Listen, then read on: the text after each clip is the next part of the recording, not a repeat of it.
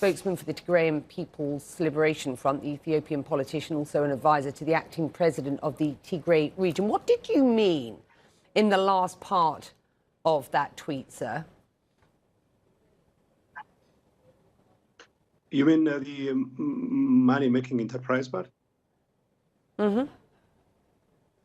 Yes. Look, yeah, Abiy has been ratcheting up genocidal violence against the people of Tigray, and anyone who he thinks is standing in the way of his genocidal campaign. Abiy, from the get-go, has never been interested in peace, has never been interested in democracy, has never been interested in reforms. He was mostly interested in making sure that the entire Ethiopian population cowed into submission. So, you know, the Tigrayans, unfortunately for him, stood in the way of his imperial ambitions. He wanted to be the king of kings of Ethiopia, but unfortunately the Tigrayans stood in that way. Now, after 9, 8, 10 months of violence against the people of Tigray, Abiy finds himself in a situation where he has to struggle for his life. Now that he realizes he's not in a position to turn the tide against our forces, he is trying to mobilize people, not just against TPLF or against our forces, but more importantly, against very people who are residing in other parts of Ethiopia, especially Tigrayans and Oromos. And right, of course, let's talk about what's happening on the ground. Hold on for one sec. Well, there have been reports of atrocities on both sides. Let's be quite clear about that, from the UN and the Ethiopian state-run Human Rights Council.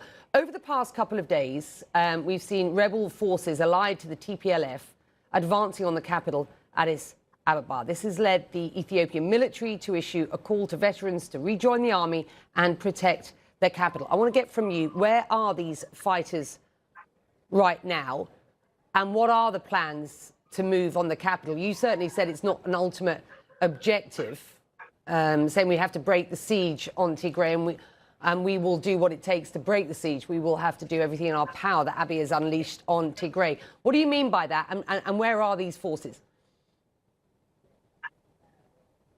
It's quite simple. I mean, our forces are now in the northern part of Shoa, which is very close to the capital, Addis Ababa. Like we have been telling the world again and again, we're not particularly interested in the corridors of power in Addis. We're not particularly interested in territory. We are mostly interested in breaking the siege, which has been imposed by Abiy Ahmed. Once he realized he has failed in his military ambitions to retake Tigray, what he instituted is a reign of terror, especially by cutting off electricity, cutting off communications, cutting off banking services, and all those things. And our children are starving by their scores on a daily basis, by maybe tomorrow by their hundreds and by their thousands, simply because we said no to tyranny.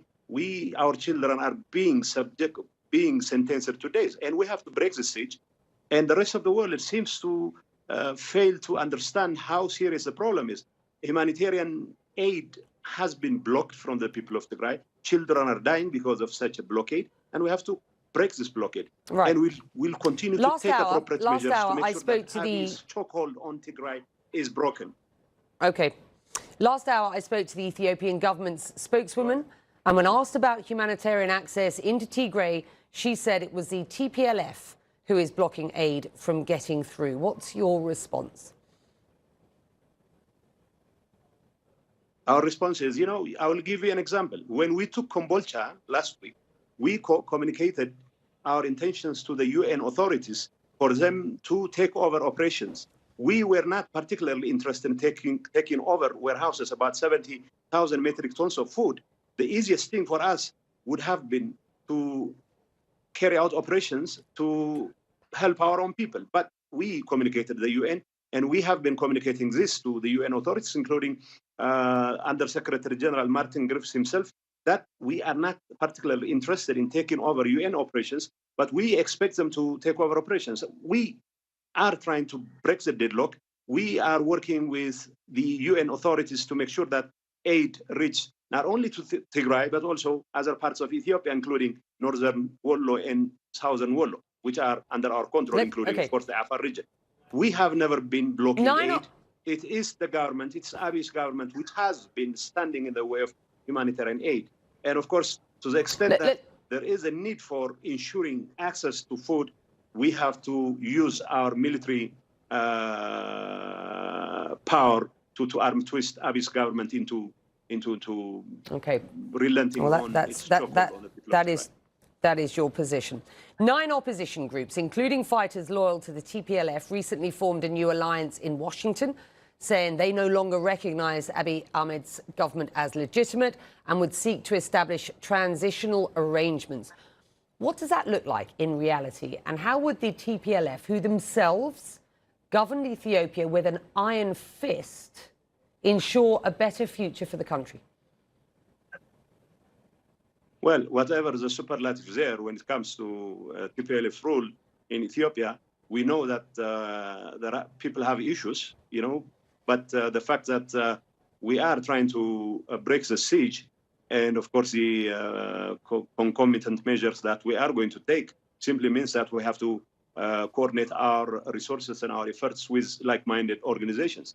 The list of organizations that you have alluded to is not an exclusive one. We still continue to work with other organizations which have vested interest in ensuring a stable transition in a post-Abiy world.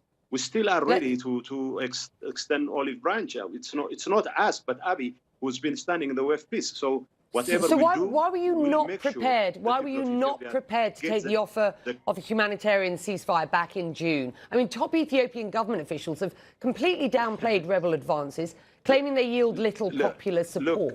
Is it a ceasefire that you are looking for at this point? I'm just asking. I haven't. No, with respect, sir. I'm just putting questions to you. I'm just putting questions to you. No. I'm just putting a question to you. I understand. How do you respond to that? Let me respond to it. And are you prepared to take a ceasefire at this point? No. You see, the point is, people think that there was a unilateral ceasefire back in June. That was an absolutely false, because it was only after Abiy's forces took a beating, tried to take advantage of the situation to confuse the world, that they were calling for a unilateral ceasefire, where in actual fact they are making preparations to relaunch their attacks against Tigray. So we went ahead and neutralized the threat that continued to be posed against Tigray. And now that we have pushed Abiy's forces all the way to Shoa, which is very close to the capital Addis Ababa, we have been telling the world that we're not interested in power, we're not interested in territory, we're not interested in anything. But as long as there and you're not interested in a ceasefire. Abiy's bombers are coming. It's a very basic Abiy's question. Bombers are coming and killing our children, for God's sakes. Abiy's bombers are killing our children day in and day out, for God's sakes. And we have to make sure that those dogs of war are restrained, and we'll continue to take measures. Otherwise, if there is readiness on the part of Abiy's government to sue for peace, we'll be more than glad to extend olive branch as well. But for Abiy to have his cake and eat it too, that's absolutely unacceptable. And we'll continue to take measures as long as there is no intention on the part of Abiy. Like you've been saying, he's been calling on the people of Ethiopia to rally against not TPLF, but also the people of Tigray, for God's sake. People are being rounded up in Addis simply because they belong to the Tigray national, the Tigray nation. So, yes, we have to be responsible enough to take measures to neutralize the threat. The Ethiopian government has accused the TPLF of setting up positions in civilian areas in Mekelle that are targets for airstrikes. How do you respond to that accusation? Look, we don't have military targets. If it was targeting me, I would have considered the legitimate military target. But targeting university compounds, targeting civilian residential neighborhoods, that is far from military target. And of course, Abiy knows pretty well he was targeting civilians because that's his way of terrorizing people. Now that his intentions to terrorize people is now working, he wants to continue. In fact, the other day in Desse, which is part in Wollo, in Amhara region, he targeted the Desse University with drones and fighter planes, bomber planes from the Ethiopian Air Force. And they were not military targets, obviously, but he wants us to attack and terrorize the people of Wollo for not falling for his tricks to fight against their own brothers and sisters. I want to get a sense from you, because I'm not getting a sense from you that you see a solution to this anytime soon. A UN report released last week, and you will be well aware of this, found that both sides of this conflict are in gross violation of human rights. UN Human Rights Chief Michelle Bachelet said the UN had observed, and I quote her here, huge allegations of abuses by the Tigrayan forces since the Ethiopian government declared a ceasefire in June. The Ethiopian government also saying that Tigrayan forces killed 100 youths in a key town on the road to Addis as they advanced last week. I have to ask you, how do you respond to these allegations? Do you categorically deny them? I categorically reject the so-called report by UN High Commission for Human Rights, because it was practically written by Daniel Bekele, who is the head of the the Ethiopian Human Rights Commission, which works for Abiy Ahmed and company. Having said that, though, we have been consistent. I spoke to the UN co-writer of that report, who and we are said it is absolutely impartial. The UN didn't conduct, Becky, the UN didn't conduct independent investigation. In fact, they clearly admit to having missed out on the opportunity to investigate areas which they should have investigated. So I categorically reject it. But having said that, we are still open for an independent investigation. But I don't think Abiy is ready for that kind of investigation. With regard to the so-called killing of 100 youths in Kombolcha, it's just a figment of some Addis Ababa officials' imagination. It didn't happen.